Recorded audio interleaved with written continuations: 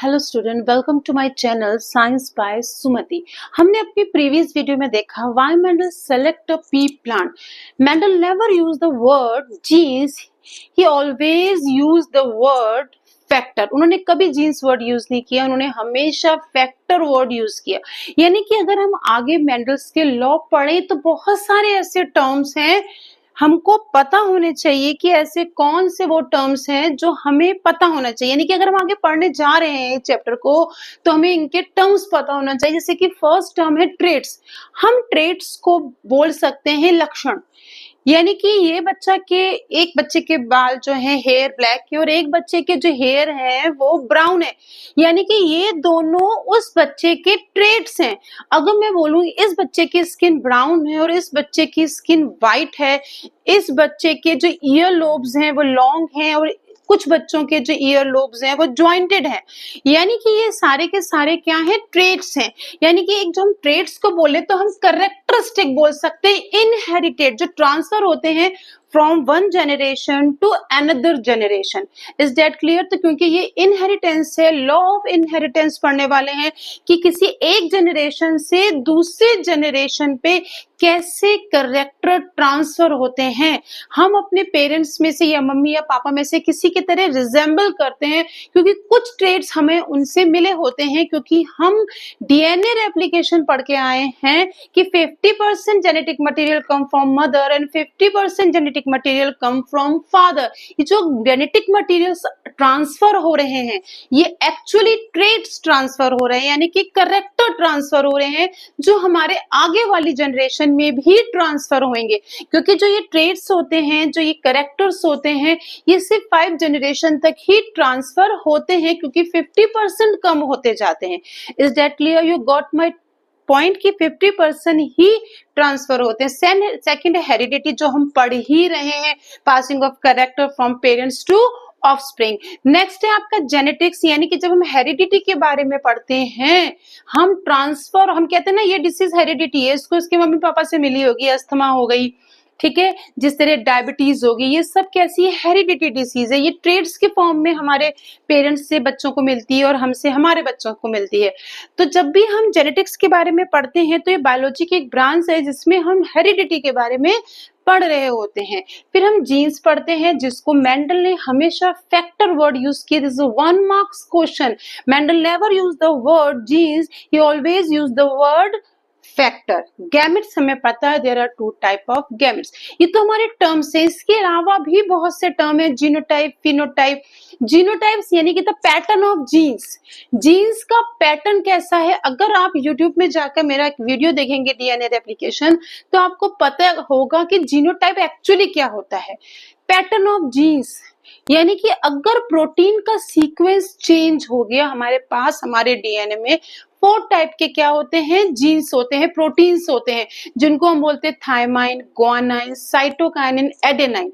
यानी कि ये जो चारों प्रोटीन है, अगर इनका सीक्वेंस डीएनए के अंदर जो आरएनए है, डीऑक्सीराइबोन्यूक्लिक एसिड, एक्चुअली प्रोटीन है क्या? एक्चुअली प्रोटीन है ही nitrogen. Nitrogen means protein. Is that clear? जब जब हम फूड में प्रोटीन लेंगे हमारी यूरिन में नाइट्रोजनस वेस्ट डेवलप होगा जिसको हमारे बॉडी से रिमूव करना है। Is that clear? आपने लाइफ प्रोसेस में पढ़ा होगा यूरिनेशन चैप्टर के, यानी कि उस टॉपिक में आपने इसको पढ़ा होगा। आप मेरी बात समझ गए? तो हमें जीनोटाइप देखना है, pattern of genes. Phenotype physically appearance. मैं यहाँ पे लंबी दिख रही हूँ, एक मेरे से छोटी एक गर्ल आ जाए या एक वुमेन आ जाए तो हम बोलेंगे इसका फिनोटाइप चेंज है, ये फिजिकली लॉन्ग है, ये फिजिकली शॉर्ट है। Is that clear? आपको समझ में आया? फिर नेक्स्ट है आपको हेट्रोजाइगस और होमोजाइगस। होमो means same, hetero means different, क्योंकि हम हेट्रोट्रॉफिक पढ़कर आए हैं। तो होमोजाइगस यानी कि सेम ट्रेट। कैपिटल टी हमने बोल दिया, कैपिटल टी यानी कि ये होमोजाइगस है। हमने कह दिया कैपिटल टी स्मॉल टी, ये हेट्रोजाइगस हो गया। Is that clear? यानी कि होमोजाइगस मींस सेम ट्रेट्स और हेट्रोजाइगस मींस डिफरेंट ट्रेट, यानी कि उसमें मिक्स है, वो प्योर प्लांट नहीं है। तो मेंडल ने जब अपना एक्सपेरिमेंट किया तो उन्होंने कुछ टेक्निक का यूज किया। उन्होंने ऐसे ही पी प्लांट को सिलेक्ट नहीं कर लिया। पी प्लांट का सिलेक्ट करने का एक बहुत बड़ा रीजन था कि उसकी लाइफ स्पेन बहुत कम थी, तो उनको एक से ज्यादा जनरेशन के बारे में स्टडी करने का बहुत अच्छा टाइम मिला, एक बेनिफिट मिला उनको, क्योंकि उसका लाइफ स्पेन बहुत कम था और वेरिएशन बहुत था। बहुत सारी चीजों में वेरिएशन था, सीड में, फ्लावर में, पॉट में, स्टेम में, इतना सारा वेरिएशन था। तो उन्होंने टेक्निक क्या यूज करी? अगर हम लॉ ऑफ मेंडल पढ़ने वाले हैं, we are going to study all 3 law of Mendel, तो हमको सबसे पहले पढ़ना पड़ेगा कि मेंडल ने क्या टेक्निक यूज करी। उनकी फर्स्ट टेक्निक थी सिलेक्शन ऑफ प्योर प्लांट। हमको प्योर प्लांट, ये भी एक क्वेश्चन है कि मेंडल ने कौन सी टेक्निक यूज करी एक्सपेरिमेंट को करने के लिए। उनकी फर्स्ट टेक्निक थी first selection of pure plant. हमें प्योर प्लांट सेलेक्ट करना है, यानी कि बोथ आर कैपिटल, जो भी ट्रैक्ट हुए, हमको पता है कि जो ये ट्रेट होते हैं ये पेयर में होते हैं, यानी कि कैपिटल टी ये प्योर है, स्मॉल टी ये भी प्योर है। अगर मैं बोलूं कैपिटल टी और स्मॉल टी तो क्या हो जाएगा? ये इम्प्योर प्लांट हो जाएगा, ये प्योर प्लांट नहीं कहलाएगा। तो फर्स्ट टेक्निक थी उनकी कि selection of pure plant. Second technique थी उनकी कि जब भी हम फर्स्ट जनरेशन ऑब्टेन करें तो वो क्रॉस पॉलिनेशन होना चाहिए। क्रॉस पॉलिनेशन तभी पॉसिबल है कि जो सिलेक्शन है वो हमारा प्योर प्लांट का हो। और उन्होंने कहा कि थर्ड जो हमारा स्टेप होगा, हम जब सेकंड जनरेशन को ऑब्टेन करेंगे तो उन्हें सब पॉलिनेशन के लिए छोड़ देंगे। ये मेंडल की 3 टेक्निक थी, selection of pure plant. Next उनकी नेक्स्ट टेक्निक थी कि फर्स्ट जनरेशन हम ऑब्टेन करेंगे क्रॉस पॉलिनेशन से, थर्ड जनरेशन यूज में ऑब्टेन करेंगे सेल्फ पॉलिनेशन से। Is that clear?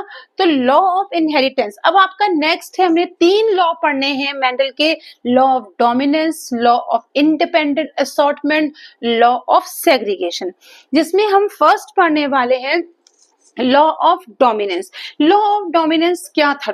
अब सिंपल आप इसको मत देखिए, आप मैं क्या कह रही हूँ उसको बहुत ध्यान से सुनिए। मेंडल ने कहा कि अगर हमें फर्स्ट जनरेशन ऑब्टेन करें, अगर हम प्योर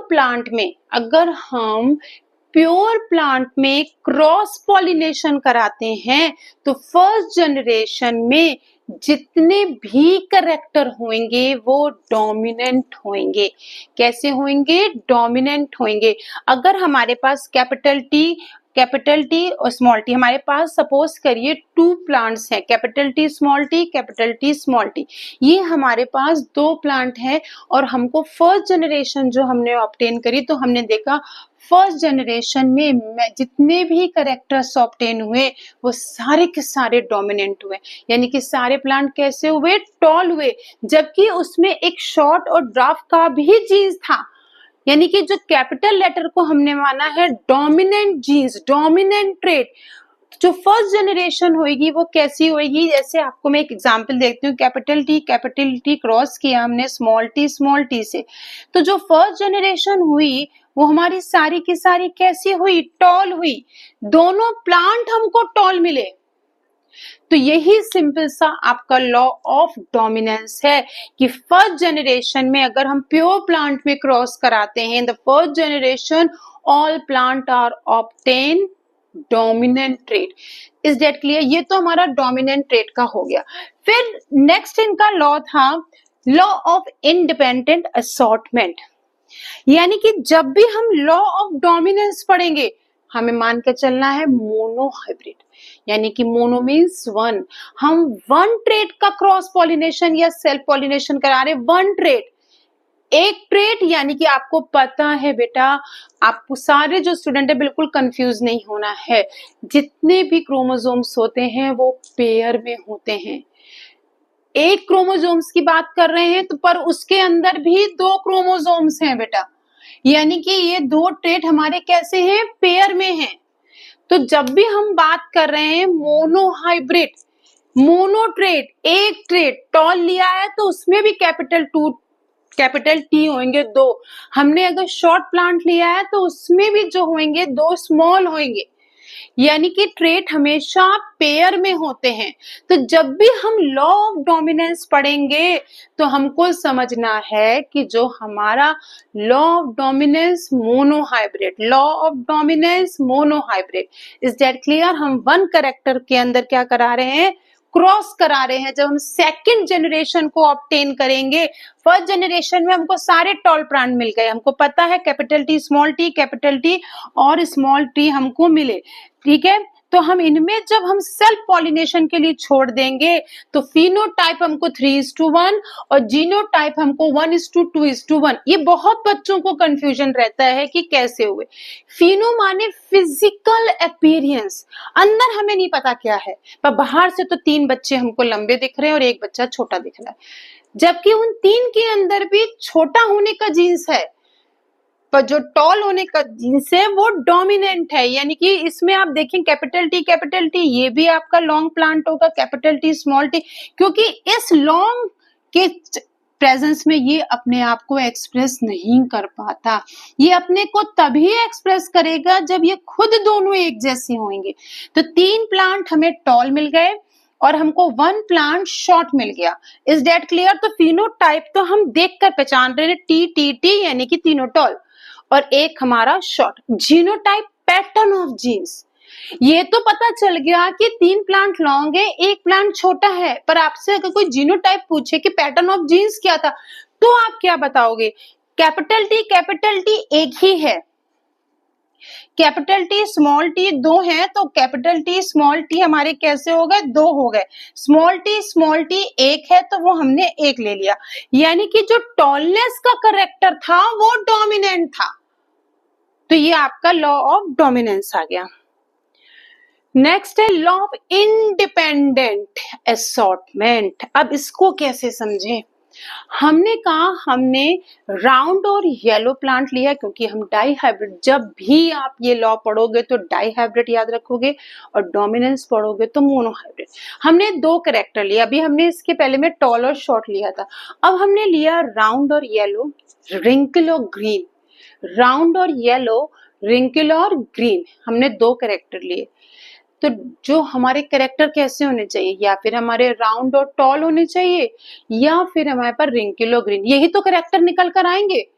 पर इसमें क्या होता है, हमारे पास हमने कहा हमारे पास राउंड और येलो और रिंकल और ग्रीन, ये हमारे पास 2 कैरेक्टर है। राउंड और येलो तो आएंगे ही आएंगे बेटा, रिंकल और ग्रीन प्लांट भी आएंगे। पर अगर मैं आपको बोलूं राउंड और ग्रीन आ जाए और रिंकल और येलो आ जाए, तो ये 2 नए कैरेक्टर निकल कर आए। मेरी बात समझ में आई? राउंड और येलो, रिंकल और ग्रीन, ये तो पहले से थे हमारे पास, हमने इनको क्रॉस कराया। तो हमें कैसे प्लांट मिलेंगे? राउंड और येलो मिलेंगे, दोनों डोमिनेंट हैं, तो हमको दोनों डोमिनेंट फर्स्ट जनरेशन में मिल जाएंगे। जब हम इन दोनों को सेल्फ पॉलिनेट होने को छोड़ देंगे टू ऑब्टेन सेकंड जनरेशन, तो हम देखेंगे राउंड और येलो तो आएंगे ही आएंगे, रिंकल और ग्रीन भी आएंगे, पर 2 न्यू कैरेक्टर इंडिपेंडेंटली हमको मिलेंगे जो कि होंगे राउंड और ग्रीन, रिंकल और yellow. This law is called law of independent assortment. Is it that clear? अब इसमें हमें जीनोटाइप और फिनोटाइप पता होता है। जीनोटाइप फिनोटाइप क्या होएगा इसमें? सिंपल सा है, हमारे पास इसमें फिनोटाइप यानी कि फिजिकल 9:3:3:1। Is that clear? यानी कि 9 हमारे राउंड और येलो होंगे, 3 हमारे राउंड और ग्रीन होंगे, 3 हमारे रिंकल और येलो होंगे, 1 हमारा कैसा होगा? रिंकल और ग्रीन। ये हमारा फिनोटाइप है। Is that clear? पर अगर आपसे कोई बोले कि इसका भी कोई जीनोटाइप निकाल दो, तो इसका भी जीनोटाइप हम निकाल सकते हैं। Is that clear? तो ये तो वैसे तो आपको इसका जीनोटाइप कोई नहीं पूछेगा, पर आपको इस तरह से तीनों लॉ के बारे में पढ़ना है। फिर नेक्स्ट है आपका लॉ ऑफ सेग्रीगेशन।